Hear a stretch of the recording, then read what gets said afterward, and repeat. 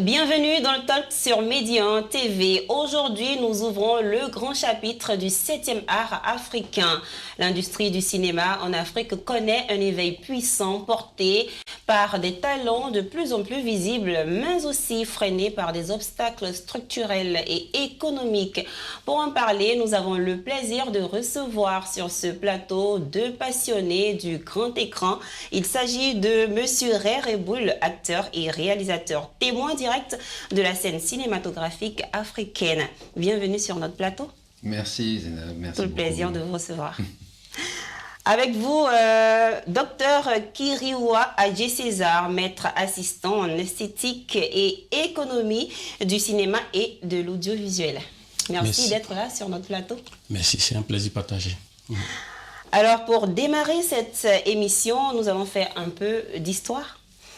Quand on parle de l'histoire du cinéma africain, quels sont selon vous les grands tournants et figures fondatrices à retenir? Docteur, dites-nous. Ok, merci beaucoup, merci.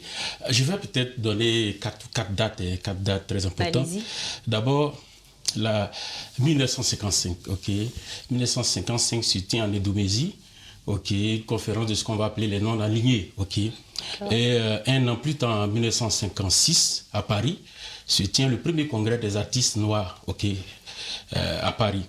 Donc, dans la même mouvance, avec les écrivains qui finissent par créer ce qu'on appelle présence africaine.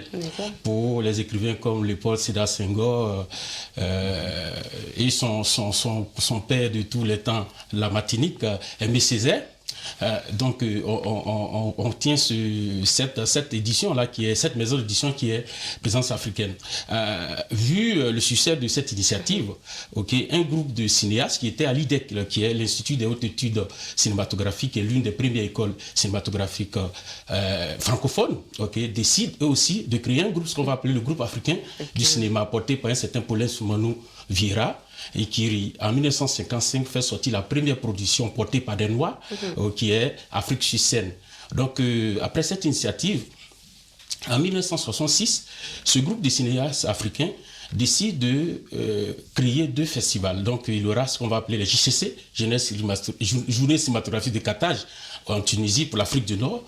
Et 3 ans plus tard, en 1969, on crée la semaine du cinéma africain de Ouagadougou, qui devient en 1972 le FESPACO. Mais une date aussi très importante, parce que c'est très important pour l'industrie cinématographique, surtout en Afrique noire, c'est qu'en 1970, avec le régime militaire de Thomas Sankara, il décide de nationaliser toutes les salles de cinéma au Burkina. Donc cette nationalisation va être un élément important pour l'industrie cinématographique, parce que ça va permettre à cette industrie-là de partir à partir du Burkina et d'intéresser tous l'Afrique. Petite confidence, j'étais à Ouaga en 2015, c'est ça, au cours d'un colloque, dans le cadre du FESPACO, et un ancien directeur de la cinématographique burkinabé nous confiait cela, parce que pendant cette période, pour alimenter les salles de cinéma burkinabé, c'était des productions ivoiriennes qui étaient diffusées dans ces salles-là. Donc, ce sont des dates très importantes sur lesquelles j'ai voulu vraiment revenir. Très bien, bon à savoir. Alors, Monsieur Ray, en tant qu'acteur, en tant que réalisateur, est-ce que vous vous sentez héritier justement de cette histoire? Alors, moi, cette histoire, je ne l'ai pas connue parce que je suis né en 78, donc je n'ai pas vraiment eu d'héritage parce que j'ai commencé le cinéma en France. C'est simplement il y a 10 ans que j'ai commencé à travailler, on va dire 14 ans que j'ai commencé à travailler sur le cinéma africain, sur la diaspora. D'accord. Surtout par des longs métrages indépendants et puis après des séries télévisées.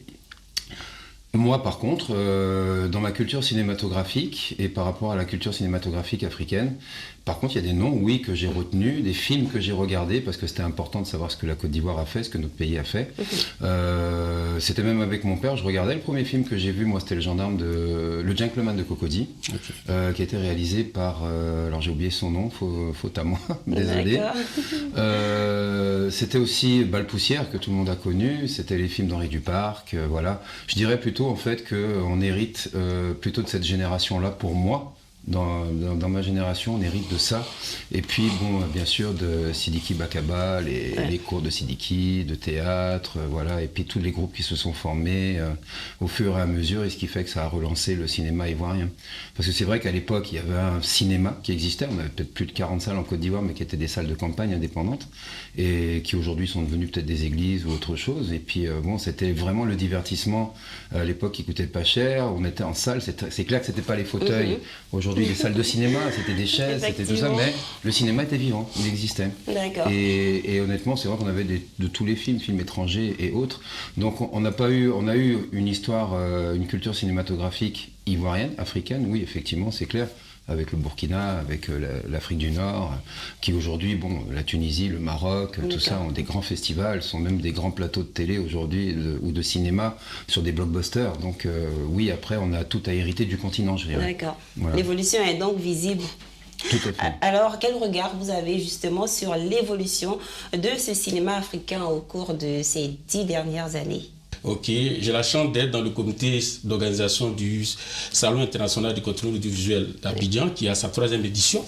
Donc je vois un peu ce qui est en train de faire. Quand vous prenez au niveau de la Côte d'Ivoire, ok, il y a énormément d'actions qui ont été posées par l'État. D'abord, le cadre institutionnel. Okay.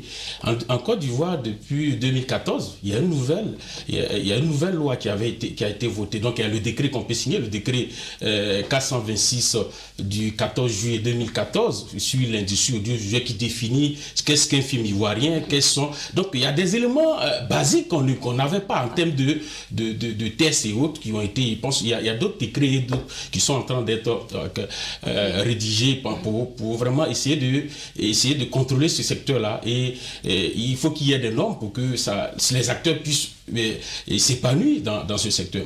Il y a aussi ça, mais aussi au niveau des acteurs. Okay. Il y a aussi, avant je dis, la première génération que M. Rey avait en parlé tantôt, ceux-là, pour la plupart, étaient dans l'audiovisuel par passion. Okay. Quand vous les étudiez, certains étaient des fonctionnaires. Okay. Quand je prends les talents d'Odinyanenga, les deux, Fadiga Kramo Feu et Fadiga Kramo Lassine, Roger Nyombala, ils étaient des fonctionnaires. Peut-être Fadiga Kramo dans une meilleure mesure, mais Roger Nyombala, là, il était agent de la ETI. Donc le cinéma venait après leur activité principale. Mais M. Rey ici, il vit que de ça. Mon très cher ami Franck Bley, il vit que de ça. Ils sont énormes. Il y a beaucoup d'acteurs qui vivent que de ça. Et c'est un premier geste pour parler de professionnalisation du secteur. D'accord. Et à ce niveau, est-ce qu'on peut parler de modification des mentalités et attentes des Africains, M. Rey? Oui, parce que le cinéma, c'est une éducation. Forcément, vous allez changer les mentalités parce que le cinéma change, le cinéma évolue, le cinéma se modernise. Ce que j'ai envie de dire, c'est que, bien sûr, quand à l'époque, on était sur des bandes, et puis que, voilà, il fallait vraiment économiser ses plans, il fallait économiser son emploi du temps, ses journées, parce que les bandes coûtaient très cher à l'époque. Alors c'est vrai que ça créait en fait vraiment un autre esprit dans le cinéma. Aujourd'hui, c'est vrai que quand on passe au numérique et sur des cartes mémoire, bon, ben on se dit que voilà, quand on a loupé quelque chose, on peut reprendre, on peut recommencer, on peut refaire. Donc en fait, on est un peu plus libre. Donc ce qui fait que la mentalité, en fait, on va dire, cinématographiquement, devient plus créative. Et on est un peu plus créatif, on essaye beaucoup de choses, même s'il y a beaucoup de déchets ou de choses comme ça qu'on met à la poubelle. Mais au moins, en fait, on devient un peu plus créatif. Et puis, on se sert aussi de modèles de certains pays, en fait, sur lesquels on veut suivre au niveau de la qualité et pas que du quantitatif.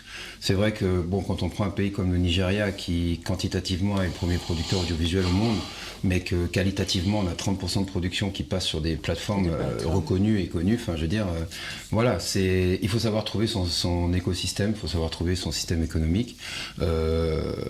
Et donc, en fait, je pense que les mentalités sont plus battantes aujourd'hui. Elles se disent que voilà, il y a des possibilités.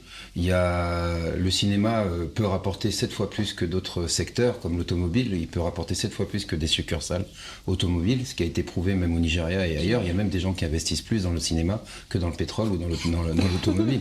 Et ça, c'est la vérité. Parce que justement, c'est un moyen qui permet de véhiculer financièrement toute tout un patrimoine financier, voilà, qui relie et attribue beaucoup de sponsors et tout. Bon, en connaissance de cause, le monsieur qui recherche vraiment des sponsors, des rattachements financiers et autres et tout, peut en parler. Parce que voilà, c'est ce qui fait qu'on a une mentalité forte. On a une mentalité qui y croit en fait. Très bien. On va maintenant parler de formation. Alors dites-nous, docteur, quel rôle joue la formation académique dans la structuration de l'industrie cinématographique en Afrique? Je vais peut-être légèrement revenir un peu sur un des points de M. Ré. Oui. En fait, c'est sur la mentalité aussi, c'est la mentalité des parents. Ouais, en Afrique, on a une conception de tout ce qui est profession artistique et culturelle. On ne va pas à l'école pour apprendre l'audiovisuel, pour apprendre les arts. Et la petite confidence, j'ai échangé tellement avec les maîtres, il faut les honorer. Fadiga Krambo Lassine, quand il partait en France pour aller étudier l'audiovisuel, il était obligé de dire à ses parents ici qu'il faisait de la com. Parce que ça faisait joli de faire de la communication que de faire du cinéma. Parce que le cinéma, c'est l'amusement. Bon, quand vous partez dans beaucoup de nos langues, tout ce qui est art, c'est amusement, hein, donc on n'apprend pas l'amusement. Bref, pour revenir sur la formation, au niveau de la formation, effectivement, il faut le noter qu'il y a un véritable engouement. En Côte d'Ivoire et dans la plupart des pays, puisque on a un réseau d'enseignants, de chercheurs en cinéma et audiovisuel d'Afrique, donc je sais ce qui se fait ailleurs, au Burkina et dans les autres pays. Il y a une nouvelle mentalité.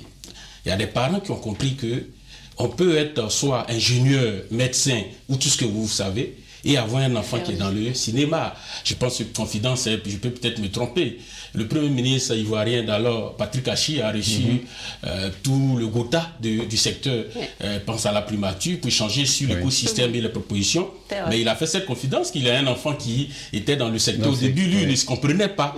Donc, il a cherché à comprendre. Il a su que c'est un secteur que peut-être les États africains sous-estiment, mais qui est un secteur important, qui permet une certaine employabilité et qui peut être des niches pour employer cette jeunesse africaine-là. Au niveau de la formation, en Côte d'Ivoire, principalement, il y a de nombreuses écoles, on a autour d'une dizaine, et autres centres qui forment au métier de l'audiovisuel. Je le dis, moi, je suis très à l'aise. Les métiers des arts, c'est pas seulement le cadre académique avec ses codes. On peut apprendre aussi tout l'État. Et certaines personnes ont eu cette chance-là d'apprendre le cinéma en participant à des productions qui, par le biais d'ateliers ou qui ont réussi à vraiment essayer de peaufiner c'est l'apprentissage-là. Et ça fait qu'on a ces deux tendances. Ceux qui passent par le cadre académique classique, dans ces différentes écoles publiques et privées. Et il y a ceux aussi qui apprennent sur l'État aussi, ce sont ces deux mains qui font cette industrie. Ceux qui apprennent sur l'État, ils reviennent en arrière. Ils reviennent. Moi, je suis à l'IST, donc je suis à l'aise. J'ai reçu énormément des personnes de grandes figures qui reviennent. En Afrique, c'est difficile parce que quand on a eu cette chance-là d'être devant la caméra, on te connaît en temps, et puis revenir peut-être venir s'asseoir sur le banc, et on va t'apprendre l'histoire du cinéma, tu trouves ça redondant, tu veux. Je dis souvent aux gens qu'on n'est pas dans un centre de formation. L'idée, c'est que ceux qui décident de venir apprendre, dans leur pratique, constatent que peut-être il y a des éléments dont on a besoin pour pouvoir vraiment pas faire ce qu'on fait. Parce que ce qu'on fait est mauvais, mais l'être humain a cette volonté-là d'aller au-delà, en termes de la perception. La perfection n'est pas de ce monde, mais on peut tendre vers. D'accord. Dites-nous, est-ce que les écoles africaines de cinéma parviennent-elles à aligner les programmes sur les standards internationaux? Ici, je pense qu'on est dans une mouvance entièrement d'intégrer des grands groupes. C'était des grands groupes d'écoles de formation qui fait que je sais que j'ai un collègue qui, il y a de cela 2 mois, était au Maroc pour une formation. Et il y a ces échanges-là. Qui vont permettre à des étudiants ivoiriens de se retrouver au Maroc et des étudiants étudiants gabonais ou autres, et pour qu'on puisse interagir, pour que il y ait ce standard-là en termes d'éléments de formation. Comme je l'ai dit, actuellement, il y a une démocratisation des pratiques. Okay? Et en termes d'équipement, je pense que les barrières ne sont pas énormes. Hein. On n'est pas en 1970, les choses ont changé. Donc, on est plutôt sur les mêmes standards. Mais ce qui est important, c'est que quand moi je porte une production en tant qu'Ivoirien, je la porte en tenant compte de mes réalités. C'est ça aussi qui Tout fait qui doit être souligné. Okay. D'accord. Alors, Monsieur Ray, quelles sont selon vous les principales contraintes auxquelles les réalisateurs sont confrontés au quotidien? Alors je dirais que la première qui vient bien sûr forcément en premier, c'est que quand on n'a pas de budget, on ne peut pas faire de film. C'est cela. Ça c'est la première chose. Donc la contrainte financière, je ne dis pas qu'on l'a pas, mais elle est difficile en fait à réunir. Voilà. C'est-à-dire que pour l'instant, comme le disait, certaines structures sous-estiment un petit peu encore le cinéma africain. Enfin, je parle pour quelques pays, enfin, pour la Côte d'Ivoire si on est concerné. C'est vrai qu'ils sous-estiment encore parce qu'ils se demandent si un film est rentable. Ils se demandent si une série télévisée est rentable et tout. Alors qu'il y a un réel cheminement en fait, de financier en fait, dans lequel vous investissez. Vous savez, un film c'est une action en bourse. C'est un risque qu'on prend, ça marche ou ça marche pas. Maintenant, si on met les bons ingrédients dedans et que voilà, on fait asseoir les gens en salle, si on a des acteurs bankable, si on a un bon réalisateur, si on a une belle histoire, voilà et tout, si on a le nom de quelqu'un, c'est vrai que c'est plus facile aussi. Donc on a cette première contrainte-là. La deuxième, je dirais que pour rejoindre la formation, effectivement, on a beaucoup de gens qui se présentent à nous de manière autodidacte, qui regardent des tutos ou bien qui apprennent sur le terrain par un chef de poste qui forme pour être un nouveau chef de poste ou un assistant pour démarrer. Mais à un moment donné, ça atteint une limite et on reste coincé. En connaissance de cause, moi j'en parle par rapport aux études de cinéma que j'ai fait en tant que réalisateur à l'ESRA à Paris et puis à Pygmalion en tant que dans l'acting studio. Au début, j'ai commencé le cinéma en tant qu'acteur sans formation. J'ai eu la chance de pouvoir rencontrer Christian Lara pour un film de la diaspora qui était dans les Caraïbes. Et le profil correspondait. L'audition m'a aidé, effectivement. Mais à un moment donné, je me suis senti bloqué parce que travailler un rôle, forcément, il y a une méthodologie, il y a une théorie. On ne travaille pas un rôle comme ça, même si on a du talent. Parce qu'avoir du talent, en fait, c'est avoir la facilité d'apprendre quelque chose. Mais pour pouvoir être créatif et approfondir cette chose-là, il faut vraiment retourner dans les méthodes et dans la théorie, donc c'est-à-dire vraiment aller en formation. Pour un réalisateur, c'est pareil. Donc souvent, on se retrouve confronté à des techniciens en fait qui sont un peu limités des moments. Et donc forcément, des chefs de poste en Côte d'Ivoire, ça court pas les rues non plus. Donc on est un peu limité par ça, par l'expérience qui doit être encore un peu plus approfondie, qui doit être encore plus grande. Alors après, hormis le financier et puis le technique, c'est pareil pour l'actorat aussi. Sur les castings, quand on le voit, nous-mêmes, des moments, on a arrêté de faire des castings ouverts à tout le monde. On a 1000, 2000 personnes, parce que voilà, il y a des personnes qui viennent, qui savent pas quoi faire de leur vie, ou qui ont perdu leur boulot, qui se disent, tiens, je vais aller dans le cinéma parce que c'est facile, parce que c'est ouvert à tout le monde, on peut tenter sa chance. Mais quand on se dit que oui, j'y vais pour un moyen, comme quand je donne des masterclass, je leur dis pourquoi vous êtes là, pourquoi vous voulez faire de l'actorat ou apprendre le cinéma. Bon, moi c'est que je veux sauver ma peau. Bon, c'est que t'es pas la bonne porte. Moi c'est parce que je veux être une star ou une vedette. Bon, t'es pas la bonne porte parce que pour commencer déjà, avant d'arriver là, il faut commencer par le commencement. Donc il y a beaucoup d'appelés pour très peu d'élus en fait. Et si vraiment on a envie de faire ce métier, il faut passer par la formation. Donc je dirais que ces contraintes viennent de là. Maintenant, après, au niveau quantitatif, créativité, tout ça et tout, je dirais qu'il faut savoir miser plus sur le long métrage que les séries télé pour montrer que le cinéma rapporte. Surtout avec toutes les salles numériques que nous avons dans toute l'Afrique de l'Ouest, Afrique du Nord, Afrique centrale et puis anglophone comme francophone, on a plein de possibilités. On a plus d'une centaine de salles en Afrique. Donc il y a plus de 40 salles francophones à exploiter. Donc forcément, aujourd'hui, on peut vous dire qu'un film, oui, il est rentable, ça c'est sûr. Rentable. Alors, malgré les contraintes que vous avez citées, le cinéma africain parvient-il à s'exporter suffisamment? Alors, je vais vous dire, c'est très difficile on peut exporter le cinéma africain à travers différents moyens. Si vous êtes dans le cinéma indépendant, oui, à travers les festivals. Oui, vous pouvez le véhiculer à travers les festivals et l'exporter pour que, après, voilà, des distributeurs l'achètent, le diffusent dans leur salle ou sur des chaînes de télé après. Après, je dirais que dans l'exportation de nos frontières, on a encore un manque de qualitatif pour pouvoir s'aligner sur une exportation étrangère. Alors maintenant, aujourd'hui, comme Pathé BC Afrique qui vient d'arriver, aujourd'hui c'est plus facile. Parce que Pathé BC Afrique réunit tous les pâtés cinéma qu'il y a de l'Afrique de l'Ouest, du Nord, et puis même en Europe. Donc le fait d'avoir un distributeur comme celui-ci, ça devient plus facile pour traverser les frontières et traverser la mer pour aller de l'autre côté. Donc après, il faut savoir proposer aussi des choses qualitatives, avoir des choses qui sont vraiment d'une idée originale, créative. Et puis après aussi, il y a une question de mentalité. Il faut savoir aussi, dans les films, pouvoir associer dans les films et l'Occident et l'Afrique. Être dans la diaspora et ne pas forcément être 100% pour l'instant Afrique, 100%. Origine Côte d'Ivoire ou d'autres pays en fait. Parce que l'Occident n'est pas encore prêt de pouvoir voir des contenus ou des films comme les Américains où on fait que des films à la Spike Lee avec que des blagues dedans ou bien avec des... Voilà. Et puis en fait non, il faut savoir diversifier un peu et les acteurs et les lieux et tout ça, c'est de manière stratégique, c'est vraiment stratégique. Et souvent nos auteurs en fait n'y pensent pas vraiment dans les scénarios parce qu'ils ne cherchent pas à conquérir en fait justement de l'autre côté, alors que pourtant on peut associer les deux, hein, l'Occident et puis l'Afrique en même temps. Mais ça, il faut mettre les ingrédients entre les lieux de tournage, entre les acteurs, les personnages et tout. Il faut pouvoir mettre les ingrédients pour que chacun s'y retrouve. Donc voilà, c'est ce qui manque. D'accord. Alors, docteur Kiriwa, dites-nous, est-ce qu'il y a encore des thématiques tabous? Oui, surtout en Afrique, politique. Hein. Politique, je pense que tout ce qui est tabou, surtout politique.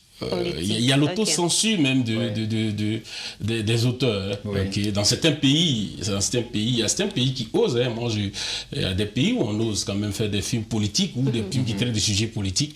Mais la politique, je prends le cas de la Côte d'Ivoire, hein, c'est les sujets politiques.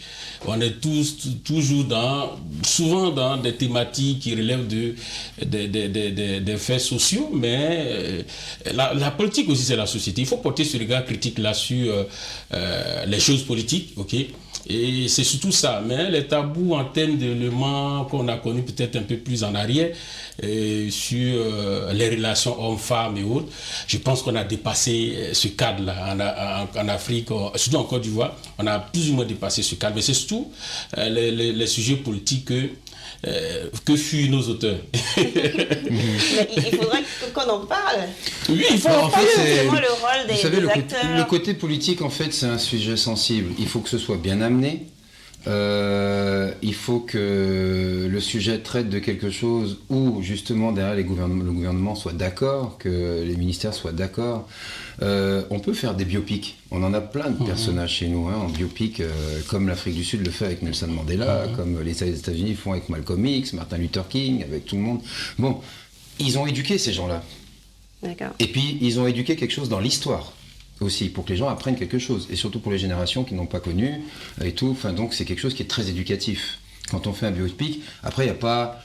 les biopics, c'est pas que sur les hommes politiques, ça peut être sur des stars de la chanson, ça peut être des personnes qui ont chanté, qui ont été des légendes, et puis on fait un biopic dessus. Mais pour revenir sur le politique, oui, c'est faisable. Mais sauf que bien sûr, il faut savoir jusqu'à quelle limite on se donne. C'est ça. Quelle est la limite qu'on se donne. Et voilà, est-ce qu'on veut vraiment véhiculer un message sensible qui justement ne plaît pas aux gens, ou bien quelque chose qui peut émerveiller les gens en disant ah, on était dans une crise, on s'est sorti de ça, tac tac tac machin.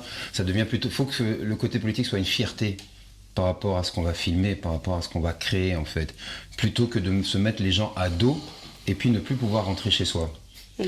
Les Mexicains ont beaucoup de problèmes avec ça quand ils vont au festival de Cannes, et puis que derrière ils ont des films où ils dévoilent tout sur les cartels, sur les drogues et tout machin. Maintenant ils rentrent avec les rétroviseurs chez eux.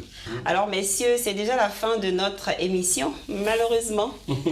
Mais avant de se quitter, nous allons vous demander votre mot de fin. Est-ce que vous avez des recommandations pour rendre plus rayonnante l'industrie cinématographique? Une de mes satisfactions, c'est que actuellement je sens qu'il y a une nouvelle génération de cinéphiles en Côte d'Ivoire. Ça, c'est à saluer. Des gens qui inscrivent dans leur loisir, dans leur sortie de fin de semaine, le cinéma, qui décident d'aller au cinéma au lieu d'aller s'asseoir dans des maquis. Ou bien, ça a été toujours comme ça, c'est le cinéma, après on va pour d'autres formes de divertissement. Le politique et le public aussi, c'est l'institutionnel. Donc il faut qu'il y ait une implication de nos États en termes de fonds. Ok, il ne faut pas se limiter à des fonds, ok, comme on le fait pour que ça soit bien. Mais il faut vraiment à soutenir le cinéma. Je finis avec, je dis souvent que les cinéastes, c'est comme l'équipe nationale de football. Ok. Donc, quand vous êtes ici, que vous voyez un Ivoirien qui est étalon d'or du Nyanenga ou qui a un prix hors de ce pays-là, c'est comme le Drogba qui va défendre les couleurs. Mais comme on accompagne cette équipe de football, il faut accompagner aussi les acteurs du cinéma, du visuel. Très bien. Monsieur Ray, un mot, très rapidement. Oui, en fait, moi j'encourage surtout en fait, les producteurs et les auteurs à faire beaucoup plus de films. Parce que c'est le vrai cinéma, le grand écran, et ne pas se concentrer que sur les séries télé qui sont de l'audiovisuel. Et c'est là où les gens ne font pas la différence. Et le vrai cinéma reconnu, c'est le grand écran, et j'encourage vraiment les producteurs et auteurs à faire beaucoup de films, à éduquer les gens à venir s'asseoir en salle de cinéma. Et les salles sont pas vides, c'est clair, mais... Voilà, c'est triste de voir en fait encore des salles à moitié pleines. D'accord, merci messieurs d'être passés sur notre plateau. On se dit à très bientôt. Merci beaucoup. À vous, nous disons merci de nous avoir suivis. C'est la fin de votre émission, le Talk sur Média TV Afrique. À bientôt.